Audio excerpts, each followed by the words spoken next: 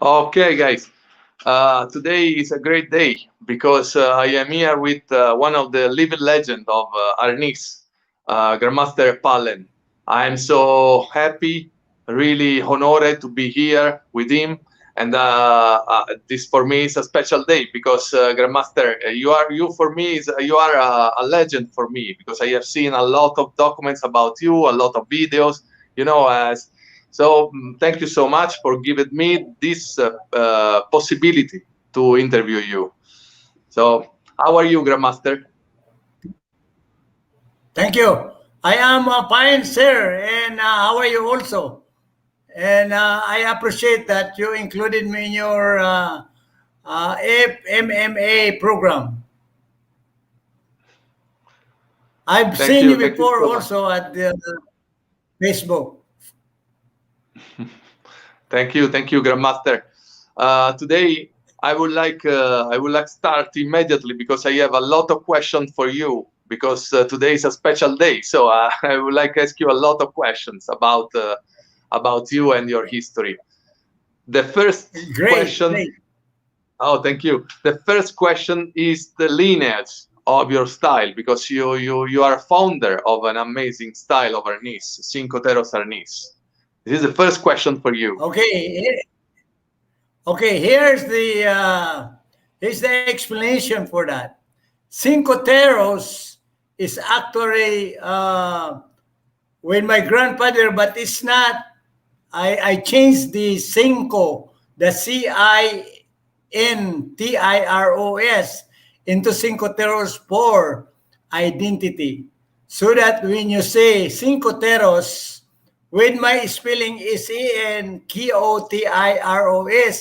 it identify is that's come from me, that I founded that during this time. See, but actually, my grandfather is the lineage is Cinco Teros from Luzon. I am from Bicol region, Naga City, Camarines Sur, and I grew up there. And my grandfather introduced me to the Filipino martial art Cinco with C and Teros, with using only solo baston. And that Oh, is the starting of my research when I immigrated to America. Is that is great. that enough, or you want more? Oh, I want to know a lot of things about your style and you because you are for me you are a living legend today. So for me it's more info, please, Grandmaster. We need in Europe. Many people want to know about you. For the entire life, that's all I've been. That's my passion, and that's pretty much all my life. Growing up and getting to this old, this time. Thank you. Oh, thank you. You're welcome. I would like to ask you about your history. Your history, the history of Grandmaster Pallen is very important to know about your history since the beginning. Okay, this is how I started. I was born and I was born and raised in Naga City, Bicol region in the Philippines, Camarines Sur. I was born in Pasacao, and Odicon, Pasacao, Camarines Sur. I was born there. I grew up also. I started to grow up in Sipokot with my parents. And from there, we moved to Naga City, and that's where I started my elementary. I have my first grade in Sipukot, and that's where I end up. My grandfather introduced me to Cinco Teros because I was gang up by my three classmates. I was knocked down in the railroad track. So my grandfather introduced me to the arnis, which is Cinco Teros. From then on, when we moved to Naga City, I went to school there, but I've been, since Naga City is a big city, I've been into a lot of problem there with people that are arrogant and people that bullying in the school and pretty much in the street and things like that. So I learned how to join friends. In that way, I will not be bullied all the time when I got lots of friends. But it was not ended like that, because then a lot of time we get into a fight, in territorial fight, and that's how it is in our city, in Naga City. I grew Mm. up. I grew up. Went to Since my father was moving around. We moved to Laguna, to Los Baños, Laguna, in Calamba. I went to school in Camarines but then I graduated in Calamba, Laguna, St. John Academy. When I graduated in Calamba, Laguna, I moved back into Naga City, and I registered for the University of Nueva Cáceres as a civil engineer. And but just because I haven't concentrated in my school, I dropped out. So just because I was involved with a lot of my friends, some of them are actually not very good friends. Uh, my father select me to go to immigrate to United States, which is 1959. 59. He took me over to Hawaii and leave me over there after 1 month, staying to one of his good friend. So when I was there, I find it very small and I'm making very little. And just because I am sending money, and most of my salary, which is a dollar 10 at that time, an hour, and I sometimes I send it all to the Philippines, to my parents, to help out my 8 brothers and 2 sisters. Oh, Oh. not yet, not yet all brother yet, because they're a lot younger yet. But anyway, I was disappointed because all my money I'm sending to the Philippines, and then it kept coming back and asking me more, and all the time. So I moved to California. That's 1959. 1960, I took a flight and I moved to California. And I landed in San Francisco. And from then on, with a little money that I have to made a choice to work in the farm in Fresno, California.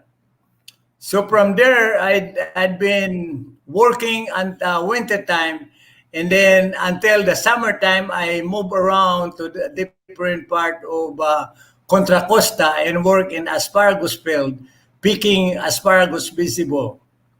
And from then on, I stay in Stockton. I had seen Angel Cabales at that time already, and I talked to him because he used to hang around in El Dorado and Stockton, where all Filipinos hang around and tell stories about their younger fight in the street way back when they are still in the Philippines.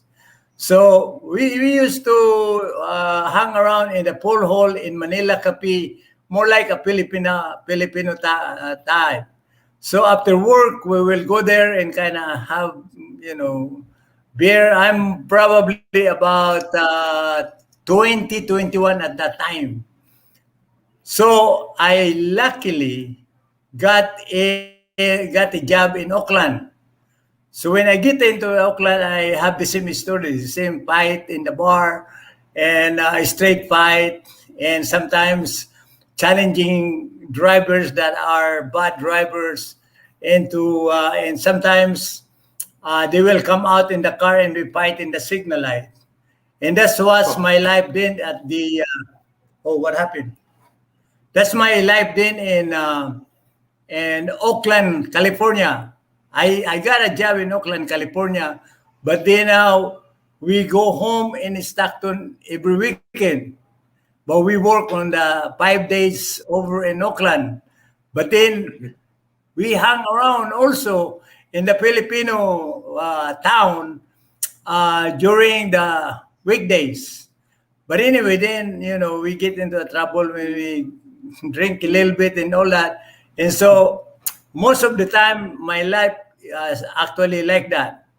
That then one time I met a friend that taking karate. This is the Professor Charles Gillard. That is Oh, around 63. Kajukimbo, one okay. of the poor people that brought Kajukimbo in mainland, which is, in Mm. United is the Yeah, mainland. But yeah. anyway, he saw me one of my fight in the street. So he said, hey, Pare, why don't you go with me and sign up for uh, for your for your fighting skill and make it more a lot more better and you become more humble by doing that. So I did. I signed up in 1963. I signed up for that Kimpo Karate, and then I also in the parade I met Professor Charles Gellard. They call it now Gellard's method, and studied with a white belt. And I graduated by 65, and I got my black belt by 1965. So all of a sudden, I thought I will help a lot of Filipinos that come from the Philippines that go to the United States, and they're actually the same thing. It was bullied by other classmates in the school and some other nationalities just because they are more like look Asian. So it's been bullied a lot. So I said, I'm gonna help you guys. So we used to train in the park, and I decided to put up a school with karate, kimpo, karate, Gillard's method, and that's how I started in the martial arts, formal martial arts. So ever since then, I continue doing that. Just because of less money that I have, we have to cannot pay the other one, and then we move into another location, and then when we cannot pay that, we move into another location. So we got a lot of location just being maintained the karate school, uh, and and later on 19 uh, by 1968, I start thinking about the Filipino martial arts. And I said, hey, we have a arnis, which is the Filipino martial arts. And it was not, I didn't realize it, there was already Philippine martial art in Stockton at the time with the behavioral systems, with the Bahala na, and then the Angel Kabalibs one. I didn't realize that even though I was staying in Stockton. But anyway, to make it short, I start traveling back to the Philippines and try to research and find a good master that I could be able to help me out. So for many years, I cannot be able to locate a real instructor that will going to teach me, and uh,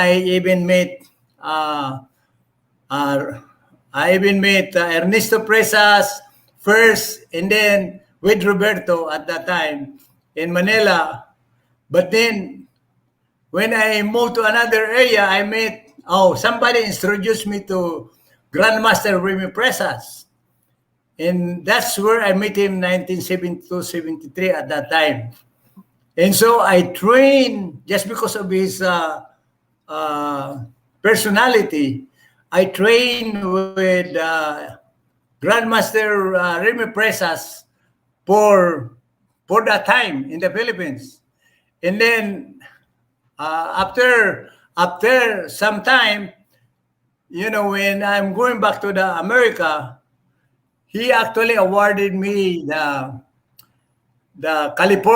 California uh, commissioner, and also he gave me the Lakan Isa, uh, Lakan Isa as instructor. So Mm. 1973, I am the first person that brought in modern arnis Wow. and put up a school in Oakland, California. And Great. uh, that's why we have it at 19th in Broadway, in the second floor of one department store with 5,000 square meter feet. And so I was really involved now with martial arts, promoting tournaments, doing this, joining tournaments, judging, officiating, and a lot of them. And I got my brother now helping me out, come from the Philippines, and we started to grow a lot of followers at that time. They call it the Pallen's martial arts. We call it Pallen's martial art. So by the time Mhm. we're pretty much more, we got follower all over Oakland or Bay Area at that time. And so I thought we can initiate the Asian Martial Art Expo. That was 1974 in Oakland. So Okay. I got befriended by a lot of the young and Filipino community leaders, and I kind of give them my story about why we introduced the Filipino martial art here in America. So some suggested to get a petition with Remy Presas. That is 1974. So we give them a petition with somebody working on it and taking care of it. And I think he even went back to Manila just because some kind of what you call the embassy. Actually, the person is over there to be able to file that. But anyway, uh, I continue doing that, and all of a sudden, 1975, because we failed to get Remy Presas 1974 for that Asian Martial Art Expo in Auckland in Civic Auditorium. We continue the Asian Martial Arts Expo without Remy Presas. So anyway, 1975, my telephone ring. And then somebody talked to me and said, hey, Max, I'm coming to America. Send me a ticket. So I sent him a round trip ticket. The agreement with Heredia travel agency is that we will send him round trip ticket, but then I will return the other half because the plan is that there's no way that Remy Presas were going back to the Philippines. So we decided that we do that. But anyway, uh, 1975, when I pick up Remy Presas over in Southern California and brought it to my house. That's how modern medicine started. And in Auckland, we propagate, we did demonstration, we initiated a lot of library demonstration, exhibition, and police agencies, and all kinds of things. We send flyers, school districts. Sometimes we got about 500 students in the school district of Auckland just to propagate the modernism, because that is one of Remy Fresa's um, idea, is to be able to get Filipino martial arts in America. And so I don't want to discuss anything negatives, but anyway, things happen. Uh, there is some negative happen that make us a disagreement. So Remy and I kind of took it over, and I said it's better just just stay somewhere. In that way, everything will be cool. So we are not fighting or anything. We just talk like a gentleman. So he left, and for the last 2 years, I never heard of him or anything. I went Oh. back to San Francisco, but after that, I don't know anymore. So Mm. now, after that, then I'm still looking for Filipino martial arts. So that's how I met. That's 1977. I start to uh, uh, Leo Geron, bahala na. Oh. I went Oh, back to good. Stockton. Leo Geron come over to the karate school in Auckland, and we decided that I will starting to join his club just because Remy Francis is not there anymore. So I studied with Bahala now with Grandmaster Leo Gurun for a long time, driving from Auckland to Stockton winter time with pags all over the place. But anyway, so I continue the, I don't know if, I think that's the first batch of the Bahala na at that time, 1970s, we actually study, he make his basement as the school. So anyway, I continue that, and at a later time I made, and also join, I starting to meet a lot of the masters.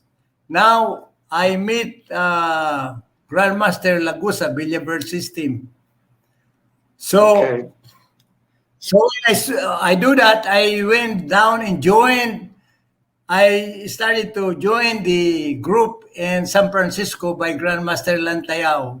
At that time, he has a school over in Balboa Street in San Francisco, and uh, I become part of the Kali Group Believer System, and one of our very known scrimador there that is part of the organization is Dan Inosanto and his sidekick.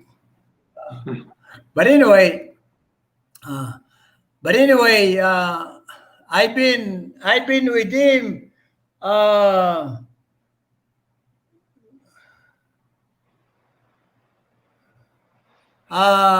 I've been in Filipino martial art until then.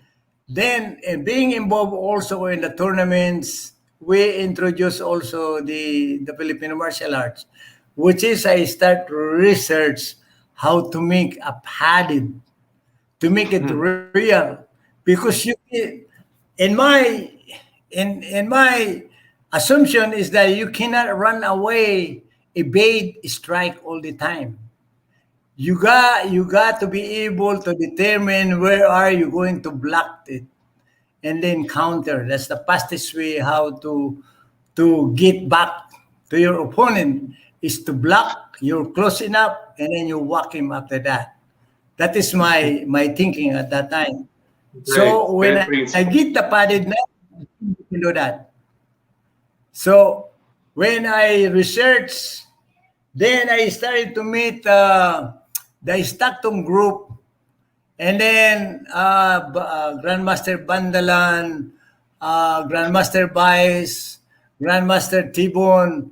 And then during that time, on the 80s, the way 80s, 83, uh, 85, we're starting to put together a group united to be able to propagate the Filipino martial arts tournaments and exhibition. So what happened is that Wake Up at that time there then is becoming very popular. So Yes. and then in the 80s, on the late 80s, we ended up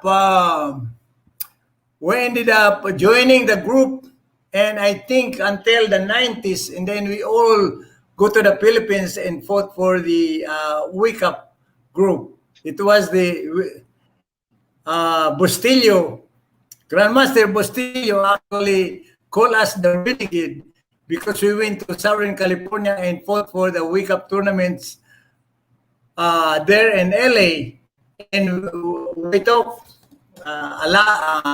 some gold and things like that in my son. Oh, internet connection. Yeah, we wait. Mm. That's the problem of of the of the interview online. That's the key. That's the problem. We wait a moment. Sorry for this problem. But it's normally when we are from between the Philippines and Europe. It's normally because there's a problem with the internet connection. So wait a moment, and then we will restart. Okay.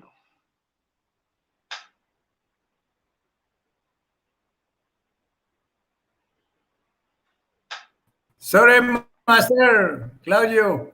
Yes, yes, I'm here. Hello. Yes, Grandmaster, we continue. No problem. Continue. It's normally. Oh, okay, okay. Okay, so we're actually on the part of late 80s on the 90s. So we're joining the group now, the Bandalan group, the Tibun group, the Vice group, the Vice, and myself. Oh, we have called the renegade by Bustillo. Some people over in Southern California, just because we are not actually part of any group at that time, of any group of the Wicca. So we just went in and put their tournaments, and this designated us to different state, different part of the world, so we can compete representing a different group of organization at different part of the country. But anyway, so that is the story until we go to the Philippines, in because we end up winning most of the honor, the medals, and we places a lot of our students during the competition. And it does happen in the Philippines also, where we are not accepted as a representative of any country. So they designated us that we're a different country so that we could get in or we could join. So we Yeah. did, and we took some medal also in honor about that. And that's how we got introduced into the Wicca. So uh, to continue, what I'm saying is that I we continue the same process. But anyway, by the 90s or late 80s, I still going back to the Philippines, and I meet Kakoy. I meet Grandmaster Kakoy Cañete with uh, with Dionisio Cañete, Grandmaster Dionisio Cañete, and I also secretly trained with Goyong Sinisa. This is the person. It's a balintawak, but he's not using his stick. He's only balintawak, the night person. That's all he's teaching is a knife technique and the knife skill. And this is in Mandawi, Cebu. I train with a person. I watch him first, and then later on, I train with him, and then I meet a lot of different people there, like the villages. I did not meet Tabuada at that time. Elisar, and I also meet from Bacolod City the Nabales group, and also Tortal, the old Tortal, and also I actually met Leo Guy over in USA when he was over at on the late 80s. I met him and I take his seminars over in University of Bakersfield. At that time, I spent the whole seminar with my uh, with my band. I'm staying in the band and then joining them into that. That's how we become friends. Me and Grandmaster Leo Guy. We become very good friend at that time until he went back to the Philippines. So what happened on the 26, at a later years, I started to do Pallen martial arts. My kids grow up now into 30s, 40, and we are actually propagating the Pallen's martial art organization, which is a lot bigger now. And of course, I thought my sons are smart. All three of them, I taught them when they were from the 5 years old up to this time, which is they're about 50s now. And Grandmaster Jordan is actually the one that is running the Palens martial art now in San Leandro, California. And it's still going on, and it's getting bigger. And actually, just because of that, I'm helping the younger generation now the scenario when I was going to school and I get bullied a lot. And just because of that, I cannot concentrate and then go very farther on my schooling growing up. So that's how I did is that now I feel that I don't have to be in teaching for all my life. I thought now I have a son that is smart. I have a son that can do it. They're educated. They went to colleges and universities. And I thought maybe, hey, it's time for you to apply your new vision of martial art in your generation. So a few years ago, I actually transferred the grandmastership to my son Jordan Palin, and he still is the grandmaster right now in San Leandro, and he's doing great. He's not so much on becoming fame. I said one thing: do not try to compete to be a famous. Just be as you are. Continuity. Be as yourself. Be real. Just be a real person, honest to everybody. And I kind of give him more pointer on what life is all about. And like myself, I cannot be teaching all my life. I like to relax a little bit now. I like to live. Maybe I could teach one or two people that I like to teach, but it doesn't matter now. It doesn't matter where I have a student or not. I still have a student, but it is a student that I thought uh, uh, reserved to taught the Filipino martial art, especially the Filipino martial arts. So I am here now in Moalboal, Kapurnai, Ondo, Grandmaster Ondo Oh, Kapurnai. yes, When I yes. was with him, when I was with him in Tokmeher in Moalboal, we trained for 2 weeks with Frank, his nephew, Frank Caburnay. What's his name? Frank or somebody. Edgar, But Edgar, anyway, Edgar. Mm. Edgar Caburnay. We all come down there in Moalboal. And ever since then, I keep coming back from different countries. If I'm in Sumatra, if I'm in Indonesia, I come here. If I'm in Russia or Germany, I come here. And so I finally, there is a lady that asked me some money to buy tricycle for her son. So he said, I will offer you. I needed some money, and I will offer you to buy my land. And as long as I can buy my son tricycle, so because he don't have no job. So I did. We went to the bank. I gave him all she want. And luckily, after that, my student in different part of the country started asking me if they could come with me here in Malwal. So I extended that. I have an octagon gym here in Moalboal, and now I'm planning to have a fish pond and gardens, and that way it will recycle by itself. So that is my life here, Great. and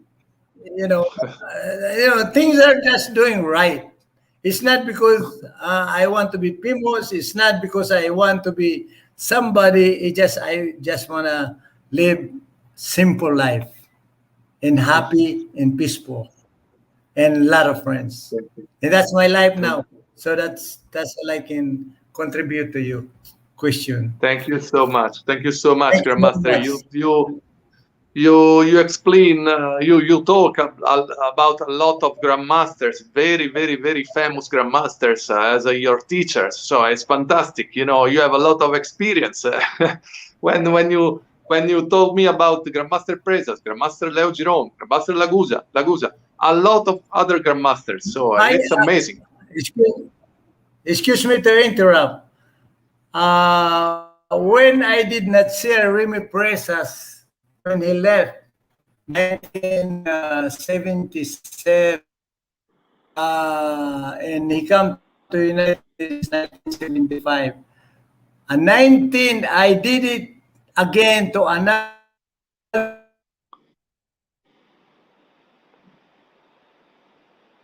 Oh, another problem.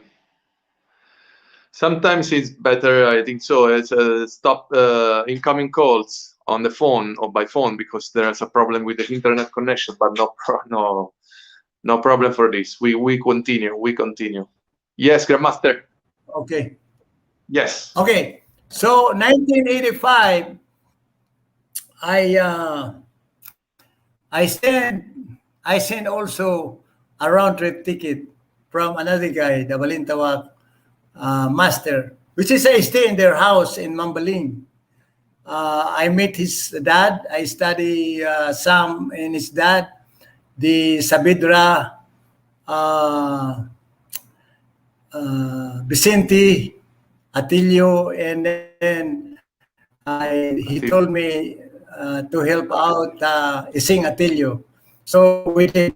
And that's all I can tell you about it. Right now, their life is their life, and I don't wanna say anything against anybody. I'm just trying to put the record straight.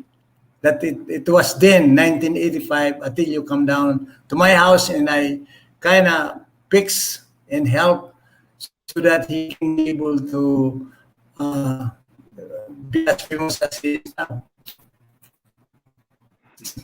So yeah, that's my story about that I like to add also. And Thank you.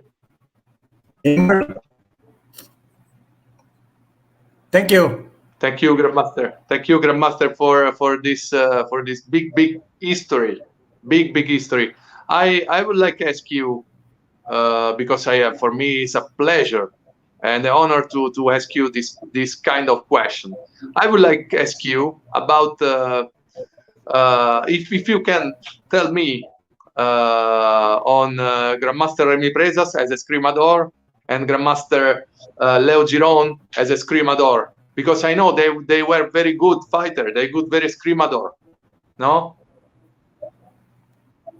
I don't understand. The sound is kind of very. Oh, yeah. Master, Master Sergio, the sound is kind of very. Can you repeat that, please? Yes. I would like to ask you if you can tell me about Grandmaster Remy Presas and the Grandmaster Leo Giron as a scrimadors, because nobody talk about the scrimadors. No, is the I would like to ask you if what kind of training with you. That an example, Grandmaster Remy Presas was if we use another way of training or different kind of training with you. I would like to ask you some question about your lessons with him and your lesson with the Grandmaster Leo Giron. An example, I would like to ask you this because nobody talk about about the method of training of those scrimadors.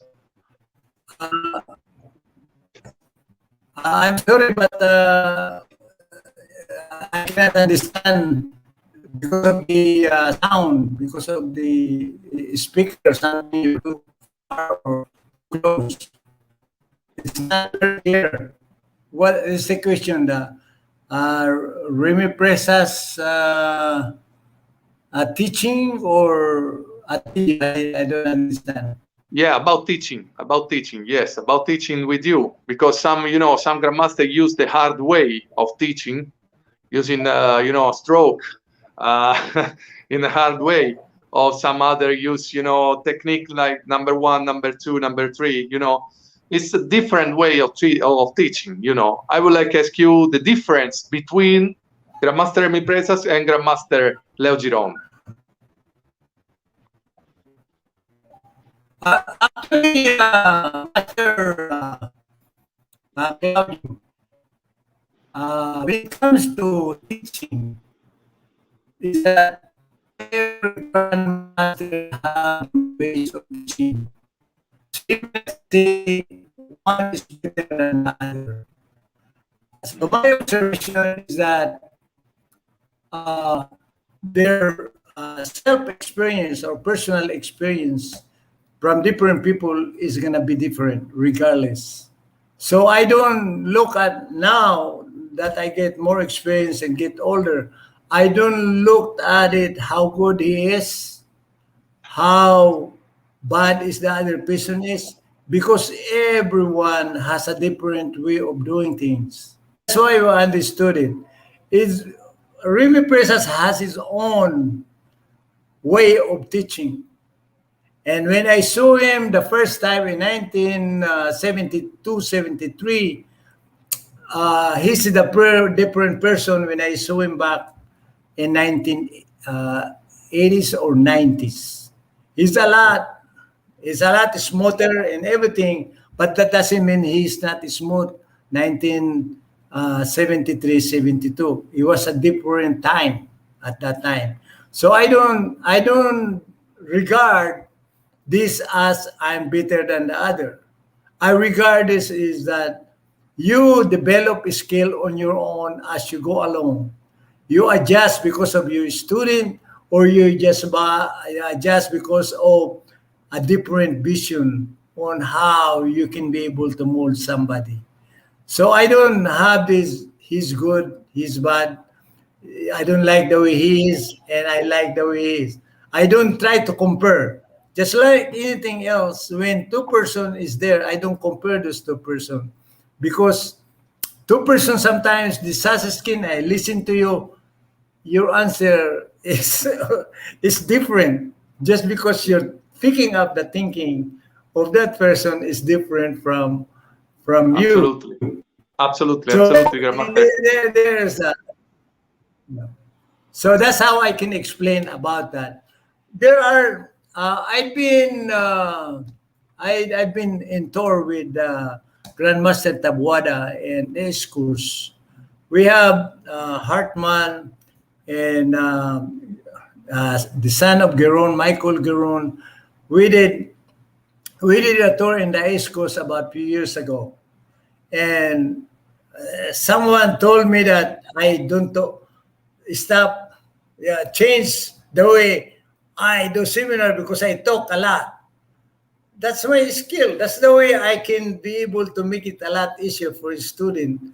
That when I teach, they understood. I'm not just showing them this because that's their style. I have my own style. So if people would just live alone, the person, because they have their own ways, we have our own ways of doing things. And that's the way I can put at it. So, regardless, it's you're the teacher that can adjust yourself so that, because a student doesn't understand the same, so that you can be able to put to the other side or put at the students the things that you want to do. You make an adjustment so that the other one can understand better than the other. That's what I thought. And Yeah. as today, uh, I teach, but it depends because there are a lot of that now. There are a lot of people that are instructor, master of different country. They have Filipino martial art, but it's a different Filipino martial art from Europe, because that's the way they understand the Filipino martial arts. A lot of the master don't have no footwork. Why they don't have no footwork? Because they never go through the whole session on the whole teaching of Filipino martial arts. They don't have enough because by the time they got 1 week, 2 weeks, then they become master just because they have experience some different country. So that's the way I looked at it. Is that how far you want to go? That's why I said, when I take my student here in the Philippines, now in the Philippines, I ask them, do you have experience? Then I will going to make a program for you so that you can understand me better. You can be able to learn a lot better because I am not going through the things that you already done. I'm not going through the basic that you think because you're already master in some place. I will going to write and make a program just for you. And that's the way I thought that I should do, is that whatever your experience from different country, if you're a master in taekwondo or tansudo, there are things that you already do that you can still be doing in the Philippine martial arts. But then, to minimize that, I would understand what you can understand a lot better and minimize your time staying with me, because for me to teach a real master from zero is that it takes years. But just because of now there's a lot of expert from different martial arts, it takes only a few weeks, a month, or 6 months to be able to become lakandaloa, lakanta, and sometimes professor. Was Okay.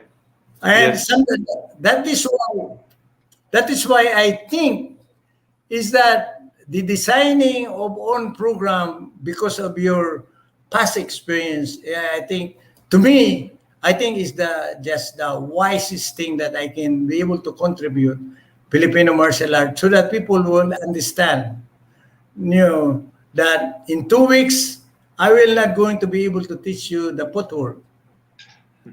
It takes, if you went through that, because if you went through that already, then you're gonna save your time because you've been doing a lot of footwork already in a different part of your experience in karate or Wing Chun and things like that. And there is also what I know is that, because I actually right now I'm also on the Wing Chun Oh, another. Another incoming call, I think so, but it's okay. It's okay. It's normally in the during the live. Mm. This interview will be sent on demand because not possible to go in live. It's normally when we talk from the Philippines to Europe. Okay, usually, but it's very interesting interview because Grandmaster Pallen has a lot of experience with many masters and grandmasters of the world of FMA. So incredible. You're from Grandmaster Remy Presas to Grandmaster Leo Giron and many others. It's fantastic. You see, it's, I'm waiting for the next. Okay, the next invitation. Yes, I had. Sorry, Master Claudio. Yes, no problem. I know you receive a lot of messages or calling or something like that. I don't know. Maybe. I don't know. Well, I'm not going to move anymore. But anyway, that is what I can contribute, is to be able to see the experience that I have many years ago and from the beginning part, because we all learn from the things, from the mistake, from the errors, from day one and until today. We learn how you can be able to adjust and improve a lot of the things that we do, and especially today, we got a lot of expert students now. A lot of them are actually doing the things that I was doing before. That I am researching. I spar with you because I want to learn. I spar with you because I want to know what do you do, how you do it, and I learn from that because of the exhibition, because of the way I feel with you. It's just like uh, feeling is faster than eyeing. Because Yes. if I touch you, I can feel you. If I look at you, I can see you. But feeling is more faster because I can Absolutely. touch you. And that's what I thought about it. So exactly the same thing with a lot of our things is to be able to understand those. And it doesn't take a few months to learn that. It takes a few years to know that because you experience it, you touch it. You don't see it by watching, hey, I saw you because I can see you. It's not. And you feel when Yeah. you touch somebody. That's what I thought. But anyway, did I answer your question? Yes, thank you so much, Grandmaster, because you give it me a lot of principles, a lot of lessons today. Crazy, fantastic, I'm, fantastic. I have because the time going fast. I would like to ask you another question because many European guys wanna knows about the real fight. So I would like to ask you a question about real fighting. You, if sometimes you fought in the past in the real fight with the other escrimadors, and I would like to ask you this because many people want to know about about this also. okay. All right. This is one of my personality is that I am not. I'm always not always confident. I always want to try and adventure and explore. So anyway, I know I put in a fist fight and knife and things like that. And this is true. I put it in a real fight with a knife, with a baseball bat, and this time you know when I was in a basketball game with a lot of guys, and the guy was saying, "Oh, he's elbowing me all the time." So I said, "Put me inside." So I put inside. So when the guy is trying to we get rumble. And that's where everybody bought some knives, some baseball bats, some things. So anyway, I take care of that. Anyway, I uh, I get a solution of that. But anyway, this is what I'm saying, that when I went to the Dog Brothers, I did that in purpose. Oh, I lose another time. Just a moment, sorry, sorry guys for.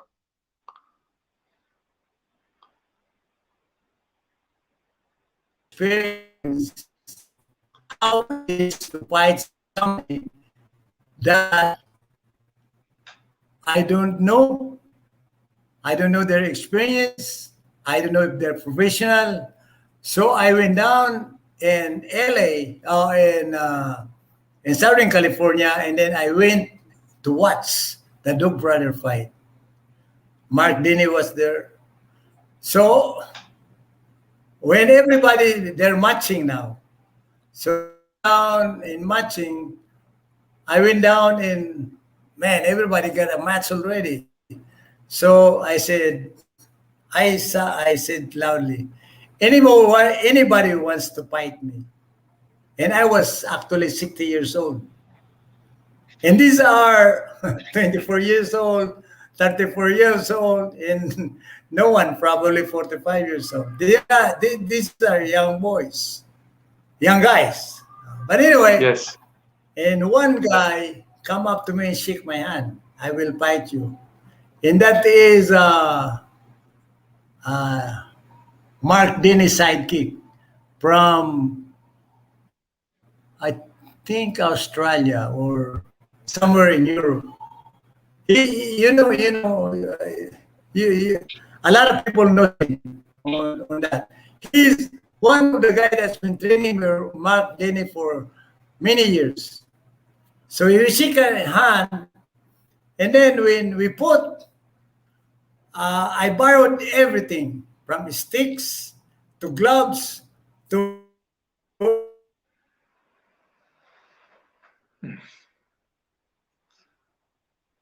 Another problem. Ok. For the Italian guys, Grandmaster Pallen sta parlando di quando fece andò in un torneo praticamente di Mark Tenny, cioè del Dog Brother, e un australiano si propose a lui per cercare di voler combattere con lui, perché lui era lì presente e ebbe la possibilità di poter appunto testare il suo stile con quelli del Dog Brother. Hello, Grandmaster. Yes, Hello. we continue. No problem. Yes, you told me about when you fought against the Australian guy during the Dog Brother gathering. I didn't understand. Oh, Hello? can you hear me? Yeah. Now. Yeah. Continue. No problem. We Well, talk about yeah. What did you say? But anyway, I borrowed because I did not bring anything to fight. I came to the brother just to watch. But I borrowed all the things that I needed to be able to fight. So the glove is loose. It keep coming off. The stick is too heavy that you have to exert more power into it. And there are other little things. So I make an adjustment during the fight. So when my glove is always dropping my sticks, I take it out and I just use only my hand to hold the sticks. I've seen people that swallow that that that that their hand got big because they got hit. But I take out I don't have no glove with my hand. But anyway, one very big experience. I finished the match with Martin.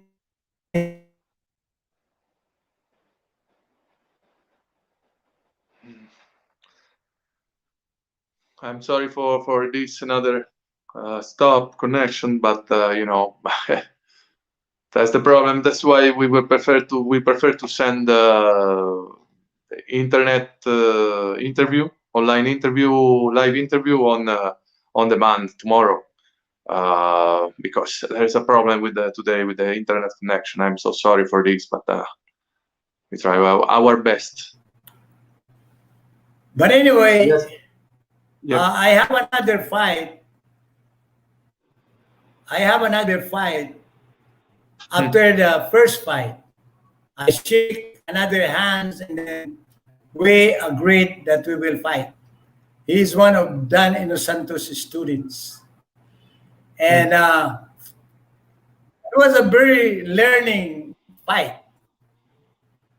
Regardless who you won or not or whatever, I don't consider that.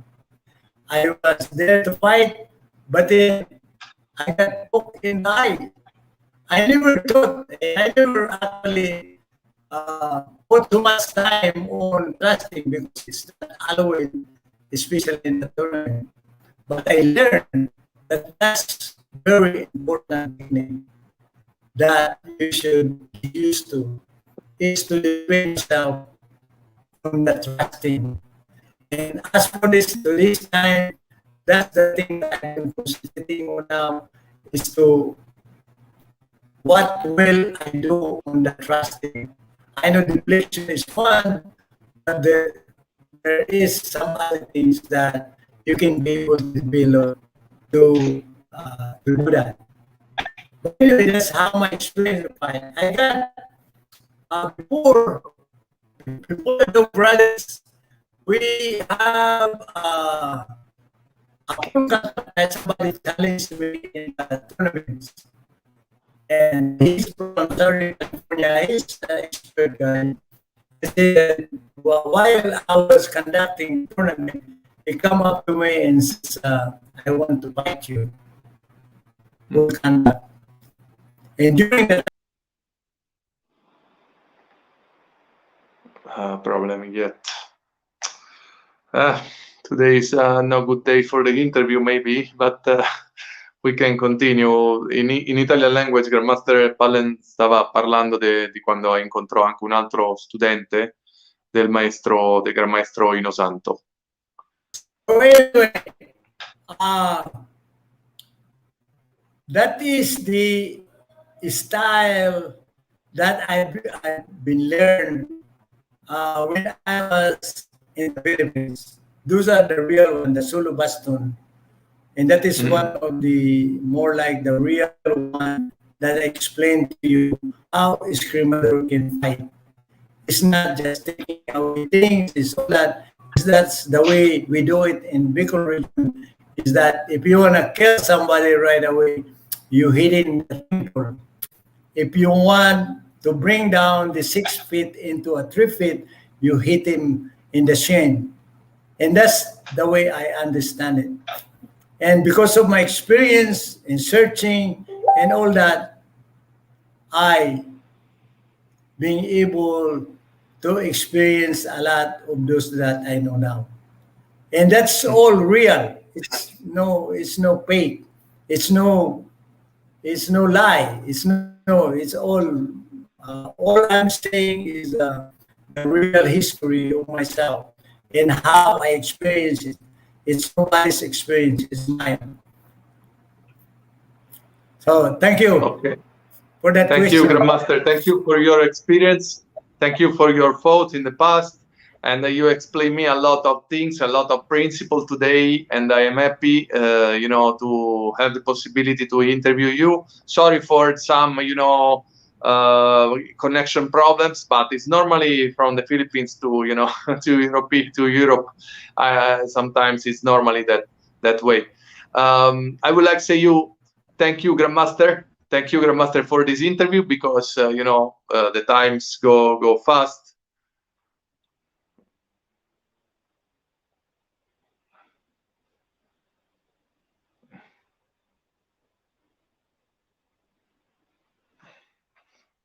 We are waiting. Master Pallen, we contact another time. Maybe we will do another interview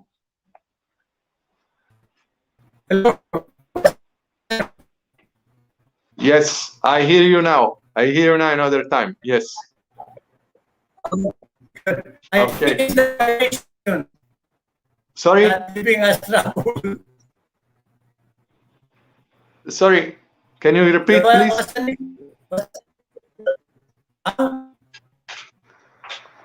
I don't hear you, Grandmaster. I don't hear you now. It might be your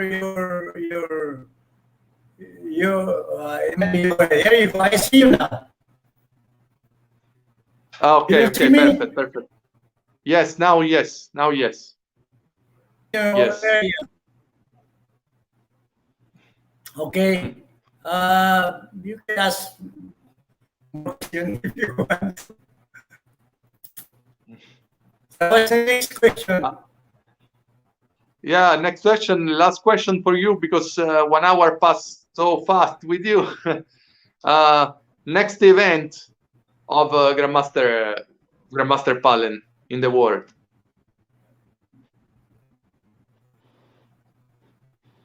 Oh, my next event with Grandmaster Pallen, because of the pandemic, I try to avoid going out or going anywhere so much. So my next event is how important is the event? How can I contribute to the event? And that is the things that I need to adjust. Just because right now we have a pandemic, and I just try to be safe and careful because I don't want to get sick. I have already my injection too, Pfizer. But now I am afraid that I might be able to contaminate other of them might contaminate me. It's one to other people that I can be able to I cannot hear you contact. so well, Grandmaster. I cannot hear you now. The problem when you talk is the internet connection is not good now. I don't know what happened, but I don't know. Can you hear me now? I think it's better to stop the interview, and then we will do another time in another day.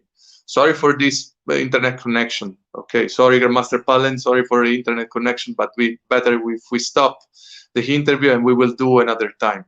Thank you so much, guys. See you soon. Thank you.